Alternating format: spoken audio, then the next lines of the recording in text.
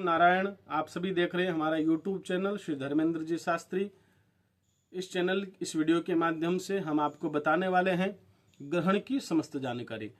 तो आने वाली पूर्णिमा भाद्रपद शुक्ल पक्ष पूर्णिमा 7 सितंबर 2025 वार रविवार, उस दिन चंद्र ग्रहण एक खगोलीय घटना होने वाली है।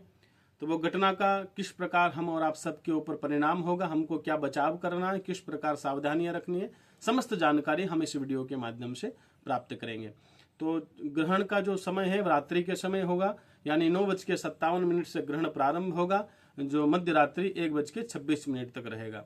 इसका जो सूतक काल है वो लगभग 4 प्रहर पूर्व, यानी लगभग 9 घंटे पूर्व से इसका सूतक प्रारंभ होगा, जो मध्याह्न में 12:19 से इसका सूतक प्रारंभ हो जाएगा। तो 7 तारीख के दिन 12:19 से लेकर मध्य रात्रि 1:26 तक ग्रहण का पूर्ण प्रभाव रहेगा। तो सूतक और ग्रहण का जो समय है और पूर्ण ग्रहण का जो समय है वो दिन रात्रि के समय 11:01 से इसका पूर्ण समय प्रारंभ होगा।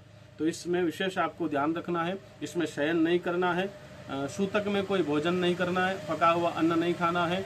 बच्चे, बूढ़े, रोगी को छोड़कर कोई भी स्वस्थ व्यक्ति भोजन ग्रहण ना करे। सूतक से पहले भोजन कर ले, सूतक के बीच में भोजन ना करे।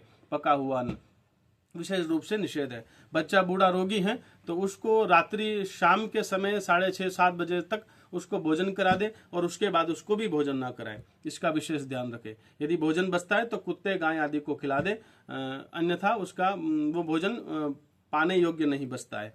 तो इस प्रकार आप ध्यान रखें और घर की समस्त सामग्री, जो खाद्य पदार्थ की सामग्री है, रसोई की सामग्री है, उस पर आप कुशा रख दे या काले तिल रख दे, जिसके कारण ग्रहण का और सूतक का प्रभाव उन सभी सामग्रियों पर नहीं पड़ेगा। कपड़े, वस्त्र, भगवान के मंदिर आदि सभी जगह, जल आदि सभी जगह आप कुशा रख दे, इसका विशेष ध्यान रखें। अगली बात, गर्भवती महिलाओं को इस सूतक में बाहर नहीं निकलना है। किसी भी लोहे की वस्तु की सामग्री को नहीं छूना है। किसी भी प्रकार से सुई, लोहा, चाबी, ताला आदि अन्य सामग्री को नहीं छूना है। बैठकर एकांत में भगवान का भजन, भगवान का स्मरण करना है और सूतक में बाहर नहीं और ग्रहण में बाहर नहीं जाना है, इसका विशेष ध्यान रखें।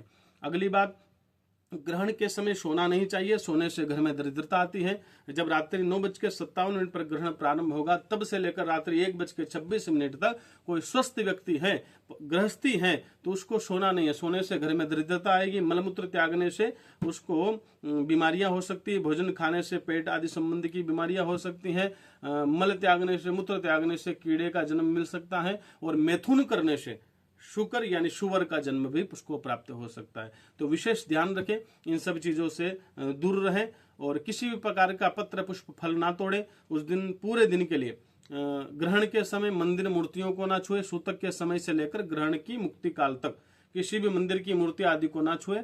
जब मोक्ष हो जाए तब भगवान के मंदिर को धोए, घर को धोए, घर की सफाई करे और इस प्रकार घर का स्वच्छ करके ही, वापस स्नान करके ही अपने शरीर को शुद्ध करके गंगा जल आदि से स्नान करें। वस्त्र सहित स्नान करने के बाद ही आप भगवान की मूर्तियों को स्पर्श करें। फिर भगवान के मंदिर को भी धोकर स्नान करके भगवान को बिठाएं। इस प्रकार ये ग्रहण का विशेष नियम, विशेष समय है। इस प्रकार आप ध्यान रखें। ग्रहण के समय आप बैठकर भगवान का भजन करें। दीपक ना लगाए, बिना दीपक के सिर्फ आसन पर बैठकर हाथ में माला झोली लेकर जो आप पूर्व से जपते आए हैं उस मंत्र का जाप करें। गुरु मंत्र का, या ओम नमः शिवाय, ओम नमो भगवते वासुदेवाय, या राम राम, या कृष्ण कृष्ण आदि मंत्रों को आप जप करें। जप करने से अनेक गुना, करोड़ गुना फल की प्राप्ति होती है। तो इस दिन ग्रहण के समय विशेष रूप से तंत्र मंत्र सिद्धि का प्रयोग होता है। तो सभी जो साधक लोग हैं, आध्यात्म से जुड़े हुए लोग हैं या गृहस्थी लोग हैं जो जानते हैं, वो सभी ग्रहण का इंतजार करते हैं। ग्रहण के समय जप किया गया अधिक फल देता है, यानी एक माला के जाप से ही करोड़ माला के जाप का फल प्राप्त होता है। तो इतना विशेष प्रभाव है।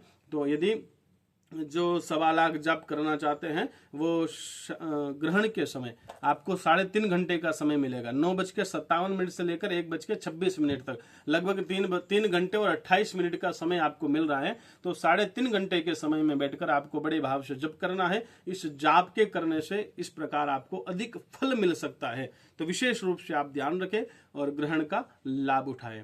अगली जानकारी, जब जप करें उससे पूर्व आपको संकल्प लेना है। कुछ दान भी होता है पक्षियों के लिए, गाय के लिए या किसी गरीब असहायों के लिए भी आप दान कर सकते हैं। तो सारी सामग्री पहले से खरीद कर लाए।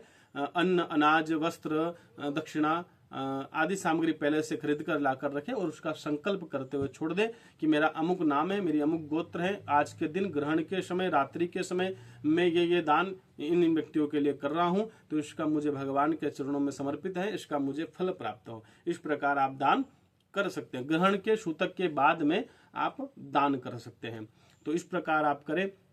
ग्रहण के प्रारंभ होने से पहले और मोक्ष होने के बाद आपको स्नान करना है, दोनों समय स्नान करना है। और स्नान सिर्फ सादे जल से नहीं, उसमें गंगा जल, तीर्थ आदियों का जल मिलाकर आपको स्नान करना है। अच्छा, जब ग्रहण का समय चले उस समय यदि आपको कुछ भी नहीं आता हो तो आप सिर्फ गंगा या तीर्थ नदियों का स्मरण करें। भगवान की जो सप्तदायिनी मोक्ष पुरिया हैं उनका स्मरण करें। काशी, कांची, अवंतिका, द्वारिकापुरी आदि इन 7 मोक्षदायिनी पुरियों का आप स्मरण करें। गंगा, नर्मदा आदि पवित्र नदियों का स्मरण करें। इससे भी आपको अधिक फल की प्राप्ति हो सकती है। तो इस प्रकार आप नियम से ये कर्म करें। इस प्रकार आपको समस्त जानकारी हमने उपलब्ध कराई है। आपको वीडियो अच्छा लगा हो तो हमारे चैनल को जरूर सब्सक्राइब करें, बेल आइकन को जरूर प्रेस कर लें और हमसे जुड़ने के लिए आप हमसे संपर्क भी कर सकते हैं। अगले वीडियो में हम आपको लेकर आएंगे कौन सी राशि के लिए ग्रहण ठीक रहेगा यानी शुभ फल देगा और कौन सी राशि के लिए ग्रहण अशुभ फल देगा। तो सारी जानकारी के लिए आप हमारे वीडियो को, हमारे चैनल को सब्सक्राइब करें। राधे राधे, जय श्रीमन्नारायण।